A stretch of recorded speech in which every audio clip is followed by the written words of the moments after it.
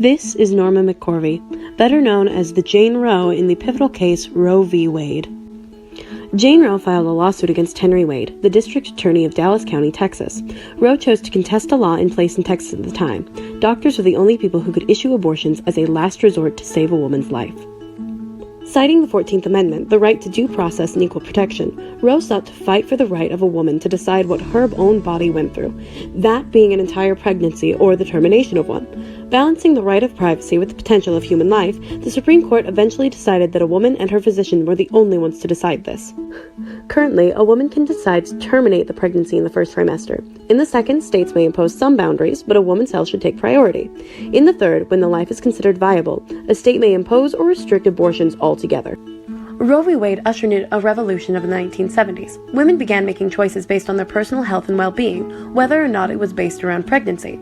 Things like contraceptives became popular, where women could decide not to get pregnant altogether in the first place. 1970 was also the landmark year that Title X, a program designed to address the health needs of low-income individuals who may otherwise go without care, added Planned Parenthood into the recipients of funding for the program.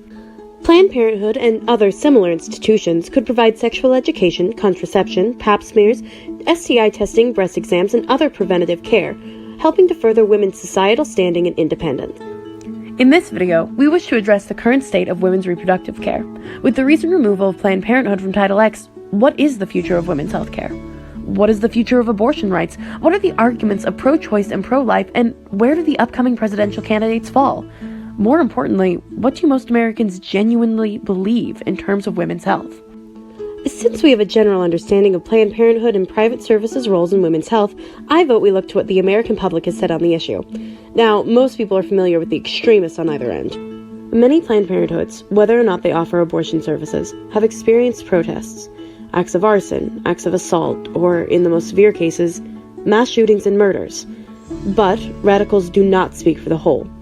According to Julie Rovner of C-SPAN, Americans generally don't have that large of a rift in opinion. Basically, the public supports Roe v. Wade. The public has long supported Roe v. Wade. It goes up and down. One of the things that's been interesting to me looking at public opinion on abortion is that it just hasn't changed a lot. Basically, the public is divided. You've got a small, sort of hardcore who believes that abortion should be illegal under all circumstances. You've got a slightly larger but still small core that believes abortion should be legal under any circumstances. And you've got the vast majority in between, believing that there are some limits. With these words in mind, we can begin to analyze the future of women's rights. The issue with defunding private and public services is that, even if abortion services aren't offered, the institutions may still lose the necessary funding to provide life-saving preventative care.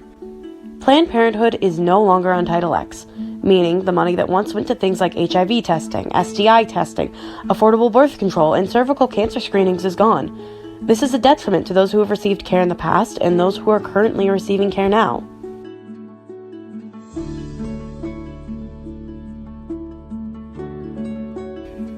Negatively, which has happened time and time again throughout history. If the proper healthcare and health education centers are in place and accessible, people everywhere will benefit from them. Lack of centers such as Planned Parenthood actually makes a multitude of issues worse. For example, teen pregnancy, unsafe abortions, increased STIs, lack of personal healthcare information. I could go on for days about the U.S. needing Planned Parenthood and other health clinics, but I shall end here. Without Title X funding, many unplanned pregnancies and teen pregnancies will occur. Many will lose access to life-saving care, and the choice of pregnancy will become much less of a choice. With abortion rights being threatened, it threatens the choice of many other elements of women's care. Let's take a look at those who support and those who do not support abortion, considering they play quite a big role in this discussion. Looking at the pro-choice movement, many feel that women need to decide what they can and can't do with their body. Women need to be the ones who speak up and decide what they are going to have done. And that sort of sentiment rings true with many women. Who doesn't want to be able to decide what they're doing to themselves?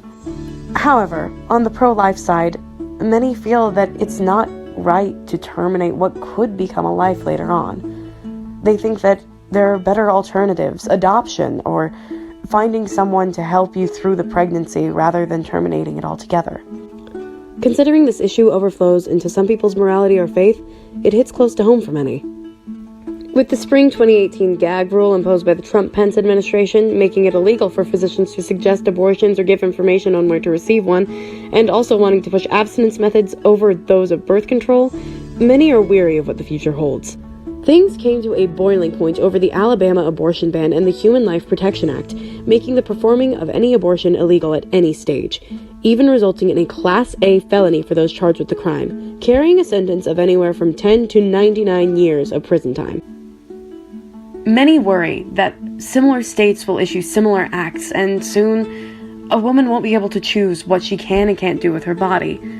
The thought is terrifying, but the problem is both sides have something to say about it.